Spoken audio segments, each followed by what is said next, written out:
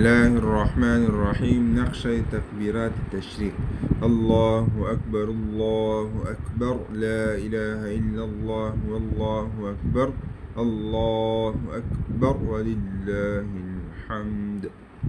یہ وہ کلمات ہیں جنہیں تکبیرات تشریق کہا جاتا ہے، جو کہ 9 ذو الحجہ نماز فجر سے لے کر 13 ذو الحجہ نماز عصر تک ہر فرض نماز کے بعد مردوں کے لیے قدرے بلند آواز سے، جبکہ خواتین کے لیے آہستہ آواز سے ایک بار پڑھنا واجب ہے۔ یہ اسلامی تاریخ ہے۔ 9 ذو الحجہ، 10 ذو الحجہ، 11 ذو الحجہ، 12 ذو الحجہ اور 13 ذو الحجہ۔ یہ